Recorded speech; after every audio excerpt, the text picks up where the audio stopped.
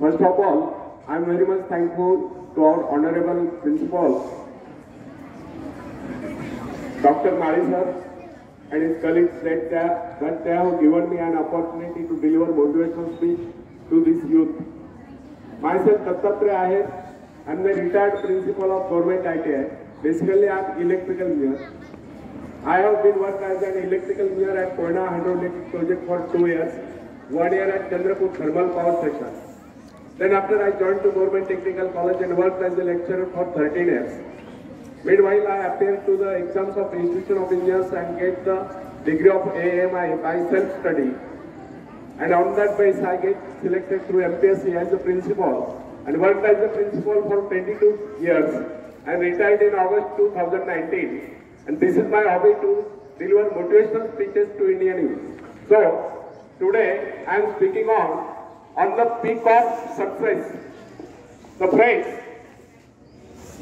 यदि आप स्वयं अपने भाग्य का निर्माता बनना चाहते हैं और आपकी प्रबल इच्छा है कि आप सफलता की बुलंदियों को छुए, तो इसके लिए सर्वप्रथम आपको अपना व्यवहार बदलना होगा।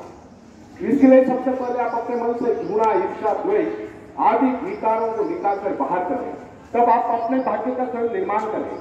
इस बात का विश्वास रखें कि सब कुछ आपके हाथ में है, क्योंकि आप ही चौकस भाग्य का निर्माता है।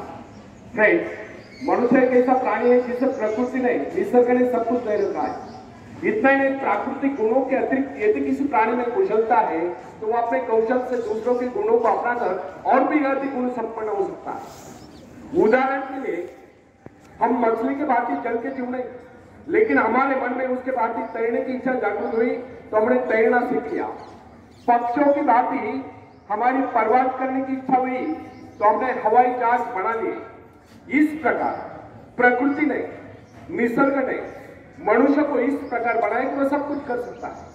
अतः प्रकृति से प्राप्त सुविधा का लाभ हम स्वयं नहीं उठाते हैं, हम जैसा मूर्ख भला और प्रकृति ने, निसर्ग ने हमें क्या नहीं दिया?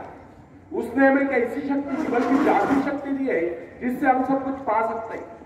हाँ, ये अलग बात है कि हम उस शक्ति को पहुंचा नहीं पा रहे। अरस्तु ने एक बार चौराहे पर खड़े होकर चिल्ला चिल्ला कर कहा था, इस दुनिया में सब कुछ है, जो चाहो सो पाओ, पर पहले अपने को उस योग्य बनाओ। अरस्तु ने कहा, इस दुनिया में सब कुछ है, जो कर्म ही नहीं वह कुछ नहीं पाता है। एक कटु सत्य है, एक उक्ति भी है, कर्महीन नर पावत नहीं। आपको क्या चाहिए इस पर विचार करिए, फिर गंभीरता पूर्वक उसके लिए योजना बनाइए। योजना बनाकर उस पर अमल करें, बराबर प्रयत्नशील रहे। एक दिन आप अपनी इच्छा पूर्ति करके रहोगे, एक दिन आपको सफलता अवश्य मिलेगी। फ्रेंड्स, यदि हम सतत विकासमान हैं तो हमारी शक्तियां क्षीण नहीं हो सकती। जिस प्रकार घर का कूड़ा प्रतिदिन झाड़ू से साफ करना पड़ता है, उसी प्रकार मन के कूड़े को प्रतिदिन साफ करें। निरंतर नए विचार, आगे बढ़ने के विचार, प्रगति के विचार, उन्नति के विचार मन में लाए, तब शक्तियों को क्षीण करने की क्रिया स्वयं समाप्त हो जाएगी। हमारे मन तथा शरीर में निरंतर विकास की क्रिया जारी रहना स्वाभाविक है। इसमें बाधा तब पड़ती है जब दूषित विचार हमारे मन पर आक्रमण करते हैं। मन पर दूषित विचारों का आक्रमण तभी होता है जब हमारे मन में खालीपन होता है। जब तक हम अपने मन में विकास के विचार रखते हैं, तब तक अवनति के विचार नहीं आ सकते। प्रगति के विचार है तो अवनति के विचार नहीं आ सकते। मन को नवीन तथा तरोताजा करने के अनेक उपाय हैं। इस विषय में हम सबके भिन्न भिन्न अनुभव हो सकते हैं। हम देखते कई बार हमारे मन में दुख और निराशा की छाया आश्चर्यजनक रूप से लुप्त हो जाती है। दुख के गिर आए बादल हट जाते हैं, उनके स्थान पर हर्ष की धूप खिल उठते हैं। कम से कम कुछ समय के लिए जीवन के प्रति हमारा दृष्टिकोण बदल जाता है। कई बार हम अनुत्साहित और निराश हो जाते हैं और अकस्मात कोई शुभ समाचार आ जाता है और हमारा हृदय हर्ष से गदगद उठता है। अथवा कोई सहृदय व्यक्ति आ जाता है, वो हमारी मनस्थिति में पूर्णता परिवर्तन ला देता है। या कोई परम प्रिय मित्र आकर सारा वातावरण ही बदल जाता है। अथवा अचानक किसी सुंदर स्थान अथवा देश की यात्रा करने का अवसर प्राप्त हो जाया करता है। उसके प्राकृतिक सौंदर्य का लेप हमारे हृदय को शीतल कर देता है। किसी भी ऐसे स्थान की यात्रा करनी पड़ती है जिसकी हमारे मन में सदा से इच्छा रहे, और वहां से सौंदर्य के कारण हमारे विचारों में परिवर्तन आ जाता है और हम प्रसन्नता से विभोर जाते हैं। फ्रेंड्स, कुछ लोगों का यह विचार है कि मन बाहरी प्रभाव को ग्रहण करने में असमर्थ है, उसकी स्थिति में विशेष परिवर्तन नहीं किया जा सकता। उसके हर्ष विषाद की सीमाओं का निर्धारण भाग्य द्वारा होता है और हम केवल इतना ही कर सकते हैं कि इसे विचारों का आवेश देकर चकमा नहीं। परंतु यह धारणा गलत है। हमारे पास ऐसे असंख्य उदाहरण है जिनमें व्यक्तियों के मनोवृत्ति में आमूल परिवर्तन होता देखा गया, उनके मस्तिष्क में क्रांति होती देखी गई। बहुत से लोग जो जन्म से दुर्बल थे वे व्यायाम द्वारा सफल होते देखे गए और कर्मठ होते देखे गए। ऐसे अनेक उदाहरण हमारे सम्मुख है जिनमें व्यक्ति मानसिक शक्तियों से रहित थे, किंतु प्रयत्न द्वारा उनमें भारी परिवर्तन आ गया। उनका दुर्बल व्यक्तित्व प्रबल व्यक्तित्व में परिणत होगा। साहस का उदाहरण लीजिए। बहुत से सफल व्यक्ति पहले इस गुण से रहित थे। खतरा था कि उनका समस्त भविष्य अंधकार में था, परंतु माता पिता या गुरु की शिक्षा का उन पर ऐसा प्रभाव पड़ा कि उनके जीवन की धारा ही बदल गई। इसलिए सिद्ध होता है कि मनुष्य उपदेश या शिक्षा प्राप्त करके या निरंतर अभ्यास से विचारों में क्रांति ला सकता है। फ्रेंड्स, साहस पर मनुष्य का जन्म सिद्ध अधिकार। साहस के भाव परिपक्व होने पर वही व्यक्ति जो पहले कायर समझा जाता था, शौर्य पराक्रम के कारनामे कर लोगों को चकित कर देता है। जब हम भय, संदेह, निराशा से ग्रस्त स्थिति में होते हैं तब हम सही निर्णय नहीं कर पाते। उचित एवं ठोस निर्णय केवल उसी समय किया जा सकता है जब मस्तिष्क सही स्थिति में हो। निराशा, क्रोध, भय, ईर्ष्या, द्वेष आदि के बादलों से घिरकर अंधकार में न हो। भय तथा चिंताग्रस्त मनस्थिति में कभी किसी महत्वपूर्ण विषय पर निर्णय नहीं करना चाहिए। जब मन निर्मल, संतुलित, शांत हो, कोई भी निर्णय उस समय करना चाहिए। उस समय जो निर्णय बनाया जाए केवल उन्हीं को कार्यान्वित करने का प्रयत्न कीजिए। भय, क्रोध आदि के आवेग पर मानसिक शक्तियां बिखर जाती है। उस समय मन एकाग्र न रहने के कारण निर्णय गलत होते हैं। यदि मनुष्य सही शिक्षण प्राप्त करे या मन को अभ्यास कराए तो निराशा, क्रोध, ईर्ष्या, द्वेष आदि विचारों को कुछ क्षणों में अपने मन से निकालकर बाहर कर सकता है तथा प्रसन्नता का अनुभव कर सकता है। प्रसन्नता, आशा, आकांक्षा, उत्साह इन भावनाओं के आते ही मन का अंधकार दूर हो जाता है। अतः व्यक्ति को चाहिए कि इन रचनात्मक विचारों को हर समय अपने मन में रखे। सभ्यता की प्रत्येक नई आवश्यकता मानव मस्तिष्क को नई चुनौती देती है और जिस प्रकार जानवरों तथा मनुष्य के शरीरों में जलवायु तथा वंश रक्षा के उद्देश्य से समय की आवश्यकता के अनुरूप लगातार सुधार होता चला गया है, उसी प्रकार आज की परिवर्तित आवश्यकता वाले संसार की मांग के अनुरूप मनुष्य को भी अपने मस्तिष्क को सुधार कर मुकाबले के लिए तैयार करना होगा।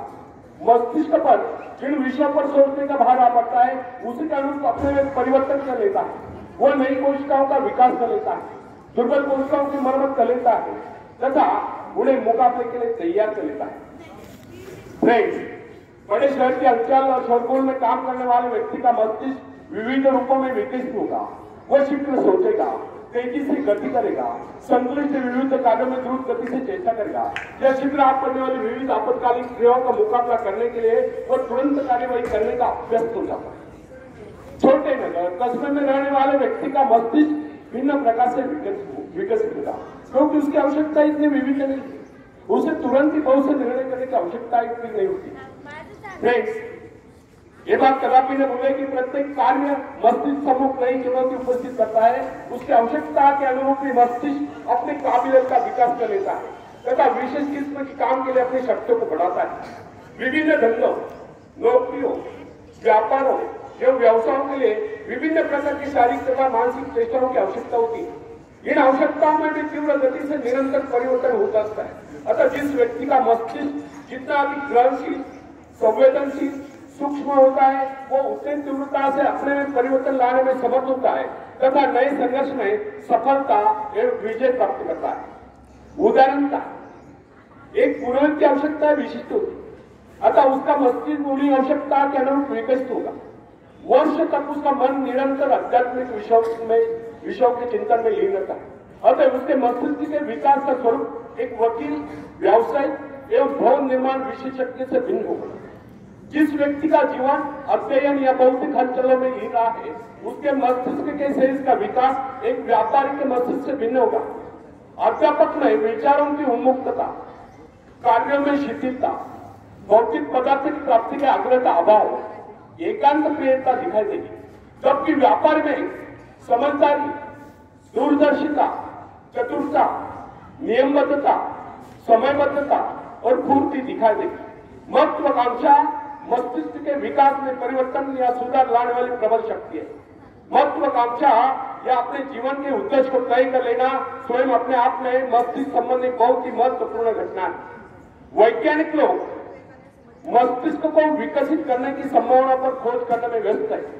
समय आएगा जब मस्तिष्क के विकास के रहस्य को मानव जान लेगा और इससे मनुष्य के चरित्र के विकास का कार्य सरल हो जाएगा। तब तक हमारे लिए इतना ही जान लेना पर्याप्त है। यदि हम अपने मस्तिष्क का ऐसा विकास चाहते हैं कि हमारा व्यक्तित्व सर्वप्रिय बने, तो इसके लिए सर्वप्रथम हमें अपने मन से घृणा, ईर्ष्या, द्वेष आदि विकारों को निकालकर बाहर कर देना होगा। जब यह गुण हमारे भीतर नहीं रहेंगे, तब हम दुनिया जहां से सहयोग ले सकते हैं तथा सफलता की ऊंचाइयों को छू सकते हैं। आखिर में एक शेर में सुनाता हूं, बाद में मराठी में संवाद आता है। तुम उड़ सकते हो मुक्त आकाश में, तुम मुक्त आकाश से पंछी हो, तुम व्यर्थ करे हो, तुम भूल गए हो कि तुम्हारे पास पंख है, तुम पैरों से चल रहे हो, तुम आकाश में उड़ सकते हो। थोड़ा फड़फड़ाओ ताकि तुम्हें एहसास हो जाए। ध्यान सिर्फ भरोसा पैदा करने के लिए है, तुमने कुछ खोया नहीं। तुम सिर्फ भूले हो कि अपने पास पंख है, अपने पास पंख है। धन्यवाद।